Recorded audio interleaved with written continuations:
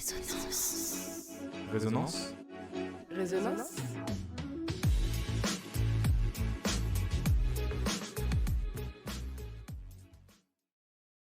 Quand on vient les interroger, en leur disant bah là il y a quelque chose qui va pas, il faudrait peut-être s'en occuper. Et alors là, dans ces cas-là, c'est putain, qu'est-ce qu'elle me fait chier encore celle-là à revenir. Voilà. Et s'il faut insister quand il y a un problème, c'est des humains avec leurs qualités, leurs défauts. Moi, j'ai plus vu les défauts que les qualités. Alors, soit on a des affinités avec les collègues, soit on n'en a pas. Et soit ça se passe dans la bonne entente, soit ça se passe dans le conflit. Voilà. Ça faisait quand même plus de 17 ans que je travaillais avec elle. Donc, normalement, au bout de 17 ans, ça devrait être cool. Ben, c'était pas cool. Je suis arrivée, en fait, tout de suite, j'ai été l'étrangère, en fait. J'étais pas de la commune. C'est une commune quand même en campagne, avec des gens qui se connaissent depuis tout le temps, qui sont dans le même club de sport, qui sont de la même famille, et qui me voient arriver comme une intruse, et comme quelque chose qui est contrariant. Parce que quand on ne connaît pas quelque chose, ça fait toujours peur, en fait. La nouveauté fait toujours peur. Alors, mais ça, c'est une réaction complètement humaine. Elles m'ont trouvé des qualités au départ parce qu'elles se sont dit, bah tiens, c'est une fille qui parle, c'est une fille qui n'a pas peur d'aller à l'affrontement. Donc, ça peut être pratique, ce truc-là. J'étais pas dans les petites nuisances ou dans les petites médisances ou dans les petits commérages. Voilà. Donc, une année, il y a eu un changement de poste. Eh bien, tiens, tu vas travailler avec machine. Donc, on m'annonce ça un jour de pré-rentrée. Alors, je lui dis, ça ne va pas être possible. Ah bon, ça ne va pas être possible, tu ne vas pas faire ce qu'on te dit. Ben non, je ne vais pas faire ce que vous me dites, parce que moi, ce poste-là, il n'est pas adapté à mon handicap.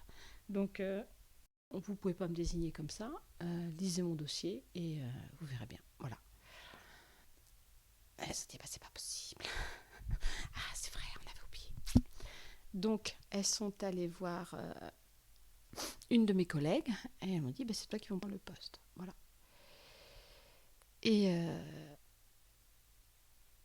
ma collègue l'a très mal pris. Il y avait déjà des tensions avec mes collègues. Et là, ça a été crescendo. Et donc, ça a commencé, quoi. Elles ont commencé à... Celle qui a une rancœur qui s'est développée, elle a commencé à monter les autres contre moi. Ça a commencé comme ça. Et c'est pas des bons souvenirs. Elles étaient intransigeantes.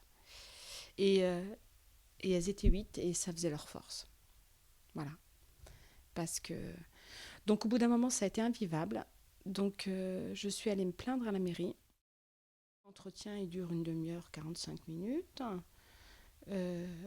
J'apprends peu après que en fait, mes collègues ont refusé de le voir individuellement.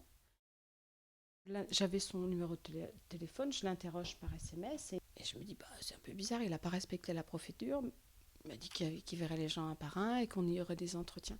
Et en fait, ce jour-là, j'arrive et en fait, j'arrive au tribunal. En fait. J'arrive au tribunal où il y a les conseillers municipaux, secrétaires de mairie, et voilà, comme dans un tribunal en fait. Et mes collègues en groupe, le 8, et moi sur une chaise isolée, voilà. Et là, ça a été...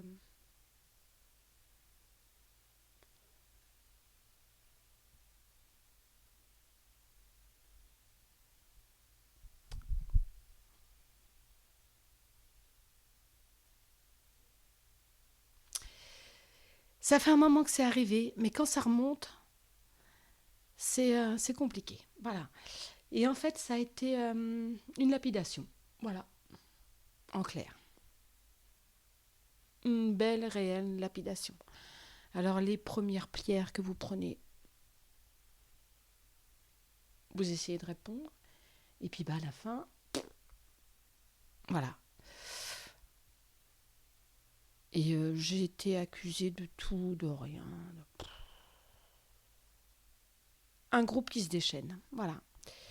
Je suis sortie de là et je me suis dit, c'est pas possible, quoi. J'étais effondrée. j'y suis retournée et mes collègues, elles se sont dit, ben, ah, on a gagné, on a pris plein la gueule. Donc ça a continué. Et puis au bout d'un an, ben, mon corps, il a parlé, je me suis écroulée. Voilà. Et après, je suis descendue, descendue, descendue. Et après, la seule chose que j'avais envie de faire, c'est me jeter sur les rails du train. Je suis quelqu'un de résistante, robuste. Et je pense que j'ai été épuisée dans mes forces profondes. Et et que ça m'a cassée, en fait. Et pendant 6 mois, je pensais tous les jours, à aller me foutre en l'air. Ma fille a eu peur à ce moment-là et elle a eu tellement peur qu'elle est partie vivre chez une copine, quoi.